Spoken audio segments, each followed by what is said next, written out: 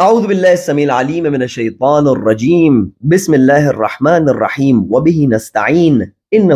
خیر ناصر ومعین وصلی اللہ علی سیدنا محمد وآلہ الطیبین الطاہرین اللہم صلی علی محمد وآل محمد۔ عزیزان گرامی، سامعین محترم، کاروان عطرت، السلام علیکم ورحمۃ اللہ وبرکاتہ۔ امید ہے کہ اہل بیت علیہم السلام کے نورانی کلام کی روشنی میں اس منزل مقصود کی جانب کی جسے پروردگار متعال نے قرآن مجید میں عبادت کا عنوان دیتے ہوئے فرمایا وما خلقت الجن والانس الا لیعبدون جاری ہو۔ عزیزان گرامی، آج کی اس خاص ریکارڈنگ میں ہم پہلے تو شرح و ترجمے دعائیہ مرجو لکل خیر کو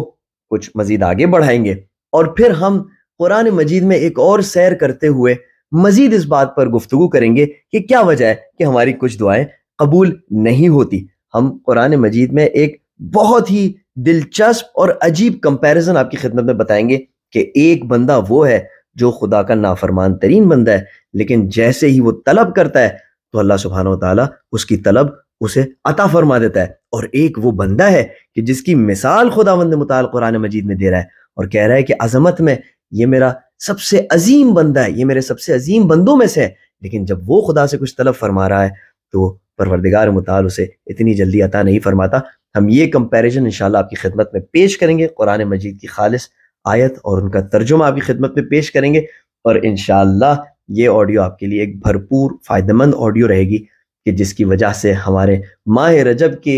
عبادی سفر میں برکت آئے گی۔ آپ سے بھی گزارش ہے کہ ان آڈیوز کو اپنے مومن بھائی بہنوں کے ساتھ شیئر کریں تاکہ اس کا فائدہ آپ تک محدود نہ رہے۔ دعائے یا نرجو لکل خیر میں ہم یہاں تک پہنچے کہ بندہ پروردگار متعال کے بارگاہ میں عرض کرتا ہے یا من یعطل کثیر بالقلیل، اے وہ کہ جو کم ترین اور ناقص ترین کوششوں کے بدلے میں زیادہ سے زیادہ صلہ عطا فرماتا ہے، اور پھر فرماتا ہے کہ یا من یعطی من سألہ، اے وہ کہ جو سوالی کو عطا کرتا ہے اور کوئی بھی تیرے در سے خالی ہاتھ نہیں لوٹتا۔ اب دعا کے اگلے جملے میں بندہ پروردگار متعال کو ایک اور طرح سے پکارتا ہے اور عرض کرتا ہے کہ یا من یعطی من لم یسألہ ومن لم یعرف۔ عجیب ہے، گویا ایک قدم آگے بڑھ کر کہتا ہے۔ پچھلے جملے میں اس نے کہا تھا کہ جو تجھ سے سوال کرتا ہے تو اسے عطا فرماتا ہے۔ اس جملے میں ایک قدم ہم مزید آگے آتے ہیں معرفت الہی میں، اور پروردگار متعال کی بارگاہ میں عرض کرتے ہیں کہ اے وہ جو اس کو بھی عطا کرتا ہے جو اس سے سوال ہی نہیں کرتا، یعنی تیری عطاؤں کو پانے کے لیے گویا سوال کرنے کی بھی ضرورت نہیں ہے۔ ہاں، جو سوال کرے تو اسے اور بھی زیادہ نوازتا ہے، لیکن ایسا نہیں ہے کہ تیری عطاؤں کو پانے کے لیے ضروری ہو کہ تیرے در پر بیٹھ کر سوال کیا جائے۔ یا من یعطی من لم یسألہ، اے وہ کہ جو عطا کرتا ہے اسے بھی جو تجھ سے سوال ہی نہیں کرتا، ومن لم یعرف، اور تو اس کو بھی عطا کرتا ہے کہ جو تجھے جانتا ہی نہیں ہے، ومن لم یعرف ہو۔ اللہ اکبر، یعنی تیرا در وہ در ہے کہ اگر حاضری بھی نہ دے بندہ اس پر تب بھی تو بندے کو نواز دیتا ہے، اور اگر کوئی بندہ تجھے پہچانے نہ تب بھی اس در سے اسے عطا ہو جاتا ہے۔ تحننا منہ ورحمہ، رجب کے مہینے کے شروع کے دنوں میں پروردگار متعال کو پہچاننے کی کوشش کرے۔ دیکھیں کس رب ذوالجلال سے ماہ رمضان میں مانگنے جا رہے ہیں۔ جتنی معرفت بڑھے گی اتنا ان چیزوں کے وزن میں اضافہ ہوگا جو ہم پروردگار متعال سے طلب کرتے ہیں۔ تحننا منہ ورحمہ، تمام یہ تیری عطاؤں اور بخششوں کا سلسلہ، چاہے اس پر کہ جو تجھ سے سوال کرے یا اس پر کہ جو تجھ سے سوال نہ کرے، چاہے وہ جو تجھے جانتا ہو، چاہے تو اسے عطا کرے جو تجھے جانتا ہی نہ ہو، یہ سب تحننا منہ ورحمہ کا نتیجہ ہے۔ یہ سب تیری مہربانی اور تیری رحمت کے باعث ہے۔ عزیزان گرامی، دعا کے اس فقرے کو سننے کے بعد شاید ایک دفعہ پھر وہ سوال زندہ ہو گیا ہو کہ کیا وجہ ہے کہ پروردگار متعال ہماری دعاؤں کو قبول نہیں فرماتا۔ یہ تو وہی پروردگار ہے کہ جسے ہم ایسے پکار رہے ہیں، یا من یعطی من لم یسألہ، یعنی تو اسے بھی عطا فرماتا ہے کہ جو تجھ سے سوال ہی نہیں کرتا۔ ہم تو تیری بارگاہ میں گڑ گڑاتے ہیں، روتے ہیں، کتنی تکلیفیں برداشت کرتے ہیں، سوال کرتے ہیں تجھ سے، تو تو ہمیں کیوں نہیں عطا فرماتا اے رب ذوالجلال۔ درس نمبر 3 میں اس کا ایک جواب قرآن مجید کی روشنی میں آپ کی خدمت میں پیش کیا، اگر آپ نے وہ نہیں سنا تو آپ ضرور سنیے گا۔ اب یہاں پر ہم آپ کی خدمت میں ایک اور بات عرض کرتے ہیں کہ کیا پروردگار متعال کا یہ شیوا رہا ہے کہ ہر اپنے اچھے اور خاص بندے کو جیسے ہی وہ کچھ سوال کرے تو اسی وقت نواز دے، یا کیا پروردگار متعال کا شیوا ایسا رہا ہے کہ ہر برے بندے کی بات کو ریجیکٹ کر دے؟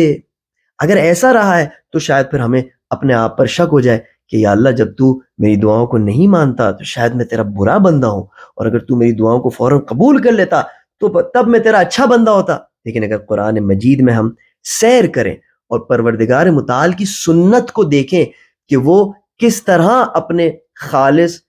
بندے اور پاک بندوں کے ساتھ رویہ اختیار کرتا ہے اور کس طرح اپنے برے بندوں کے ساتھ رویہ اختیار کرتا ہے، تو اس کے بعد ہمیں اس بات کو سمجھنے میں آسانی ہوگی، اور پھر ہم جب پروردگار متعال کی بارگاہ میں گڑ گڑا کر سوال کریں گے، دعا کریں گے، اور ہماری دعا قبول نہیں ہوگی تو ہمیں وہ بری کیفیت اپنے اندر محسوس نہیں ہوگی، اپنے آپ پر شک نہیں ہوگا، بلکہ ہم اس بات کو درک کر سکیں گے کہ پروردگار متعال کی رحمت و حکمت کا عین تقاضا شاید یہ ہو کہ وہ ہماری دعا کو قبول نہ فرمائے۔ آئیے قرآن مجید کی جانب چلتے ہیں۔ قرآن مجید کے ایک مقام پر ہمیں نظر آتا ہے کہ پروردگار متعال حکم دے رہا ہے کہ آدم کو سجدہ کرو۔ تمام فرشتے آدم کو سجدہ کرتے ہیں اور ابلیس اس حکم کو ماننے سے انکار کر دیتا ہے۔ پروردگار متعال ابلیس سے سوال کرتا ہے کہ کیوں تو نے سجدہ نہیں کیا؟ تو ابلیس کہتا ہے کہ میں اس سے کئی گنا بہتر ہوں، کیونکہ تو نے مجھے آگ سے خلق کیا اور تو نے اس کو خاک سے خلق کیا۔ پروردگار متعال سورہ صاد آیت نمبر 77 میں شیطان کو جواب دیتا ہے اور کہتا ہے قال فاخرج منها فانك رجیم، یہاں سے نکل جا، تو مردود ہے، وان علیک لعنتی الی یوم الدین، اور تجھ پر میری لعنت ہے قیامت کے دن تک۔ اب دیکھیں پستی کے لیول میں، بدبختی اور شقاوت کے لیول میں، پروردگار متعال کی نافرمانی کی لیول میں اس سے زیادہ کوئی نہیں گر سکتا کہ پروردگار اسے خود کہے کہ تجھ پر میری لعنت ہے قیامت کے دن تک۔ ایک دفعہ ابلیس رکتا ہے اور مڑ کے پوچھتا ہے آیت نمبر 79 میں قال رب فانظرنی الی یوم یبعثون،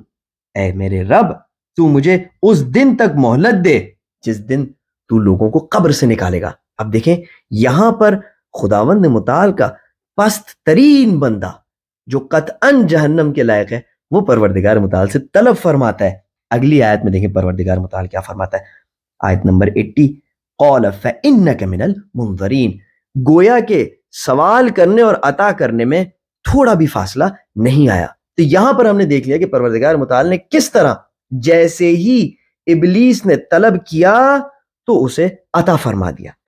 اب آئیے سورہ یوسف میں دیکھتے ہیں جہاں پر منظر کشی ہو رہی ہے۔ حضرت یعقوب علیہ السلام کو خبر دی جاتی ہے کہ آپ کا بیٹا آپ کے ہاتھ سے چلا گیا اور وہ کھو گیا۔ حضرت یعقوب علیہ السلام اپنے چہرے کو پھیرتے ہیں ان لوگوں سے کہ جنہوں نے ان کو یہ بری خبر دی ہوتی ہے۔ آیت نمبر 84 سورہ یوسف وَتَوَلَّ عَنْهُمْ، یعقوب نے ان سے اپنا چہرہ پھیر لیا، وقال، اور پھر فرمایا یا اسف علی یوسف، کہاں چلا گیا یوسف، ہائے یوسف، وَابْيَضَّتْ عَيْنَاهُ مِنَ الْحُزْنِ، اور ان کی آنکھیں غم و اندوہ سے سفید ہو گئی، فَهُوَ كَظِيمٌ، اور وہ اپنے غم و غصے کو اپنے دل میں سنبھالے ہوئے تھے۔ اگلی آیت میں اطراف کے لوگ ان سے کہتے ہیں کہ قالوا تاللہ تفتأ تذکر یوسف حتی تکون حرضا او تکون من الہالکین، یعقوب خدا کی قسم تم یوسف کو اتنا یاد کرو گے، اتنے غمناک ہوگے یوسف کی وجہ سے کہ تمہیں موت آ جائے گی، اسی غم کی وجہ سے تم ہلاک ہو جاؤ گے۔ کتنی دعا مانگی ہوگی حضرت یعقوب علیہ السلام نے، آنکھیں سفید ہو گئی ہیں، اطراف والے ملامت کر رہے ہیں۔ اس کے بعد فرماتے ہیں آیت نمبر 86 میں قال انما اشکو بیتی وحزنی الی اللہ، میں تو اپنا گلہ شکوہ اور اپنی فریاد صرف اور صرف پروردگار متعال کے بارگاہ میں لے کر جا رہا ہوں، وَأَعْلَمُ مِنَ اللَّهِ مَا لَا تَعْلَمُونَ، اور میں پروردگار متعال کے بارے میں ایسی چیز جانتا ہوں جسے تم نہیں جانتے۔ دیکھیں اب یہ پروردگار متعال کے خالص نبی کے دعا کرنے کا کیا لیول ہے، اور کتنے عرصے تک اس نبی نے پروردگار متعال کے بارگاہ میں دعا مانگی ہوگی۔ یہ وہی پروردگار ہے جس نے ابلیس کو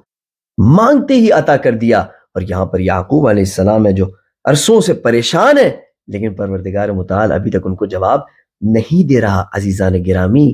دو وجہ میں آپ کی خدمت میں عرض کرتا ہوں۔ ایک تو جو شیطان نے اپنے لیے مانگا اور پروردگار متعال نے اسے عطا کر دیا، کیا وہ اس کی فلاح کا باعث بنا؟ کیا اس کی خوشبختی کا باعث بنا؟ یا وہ اس بات کا باعث بنا کہ وہ قیامت تک زندہ رہ کے لوگوں کو بہکا کر راہ راست سے منحرف کر کے اور اپنے لیے بدبختی کا سودا کرے اور اپنے لیے جہنم کا راستہ ہموار کرے؟ تو پس عزیزان گرامی، ایک یہ دلیل ہوتی ہے کہ اگر انسان اپنے لیے وہ چیز مانگ رہا ہوتا ہے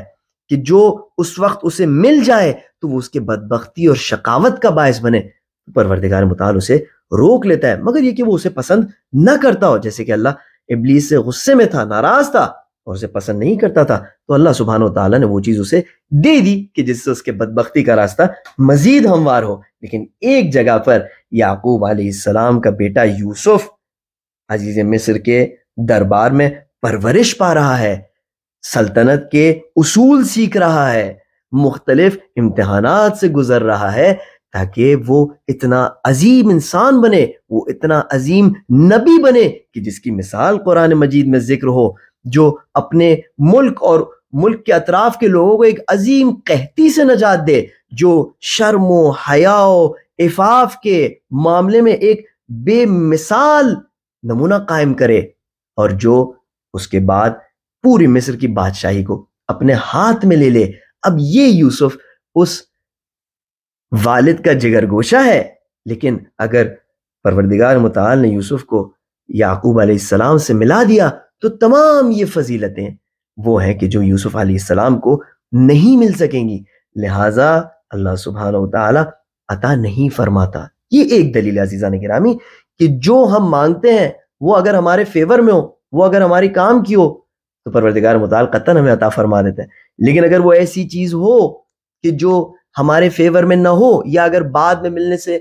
اس سے کوئی بہتر نتیجہ حاصل ہو، تو حضرت یعقوب علیہ السلام کی مثال دیکھ لیں